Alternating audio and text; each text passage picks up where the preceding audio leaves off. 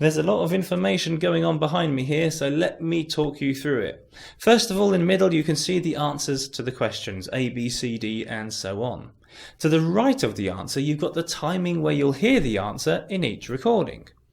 Please note that the recordings I've used to take the timings from are the audio files you can download from Macmillan once you follow the instructions given to you at the end of your coursebook. Lastly, because the questions are on different tracks, I've also put the number of the track where you'll find each listening on the left-hand side. To explain why the answers are the answers, I'll tell you the part of the listening which directly relates to the answer.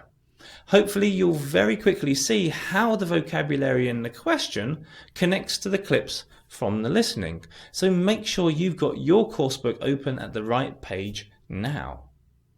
I'm going to be moving through the questions quickly, so please pause the video and rewind it as many times as you wish to understand where those vocabulary links are. If, however, you have any further questions, please don't hesitate to get in touch through the contact form on this website and I'll do my best to help you out. Okay, let's go.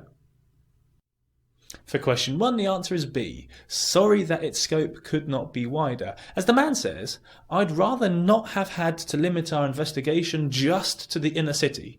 That's the bit that refers to not having a wide scope, but there's only so much you can pack into 400 pages. For question 2, the answer is A. Has generally made things easier for writers, as the woman says, if only we'd had it, and she's referring to the internet, when I was first starting out. It would have saved me countless trips to the library and a lot of time and effort. For question 3, the answer is C. Take part in a project that needs volunteers. As the man says, I'm joining up with this team of archaeologists. They need people to do the physical stuff, the digging I mean. It won't be paid.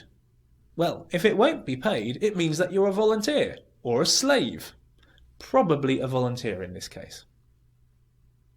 For question 4, the answer is A. Starting a job as soon as her studies were over. As the woman says, but I still wish I'd given myself the chance to consider something else. The context being that she went straight to work after university. For question 5, the answer is C. Decides on an overall objective first. As the first designer says, anyway, when I'm starting out on a new game, I'll work out what the goal is. That's my priority. For question 6, the answer is A. Have a wide range of interests beyond gaming. As the first designer says, the people on top in this profession are the ones with, I'd call it, an insatiable curiosity for, say, history, science, music, that kind of thing. And the second designer says, if you want to become one of the great game designers, you need a great deal of general knowledge and an inquiring mind.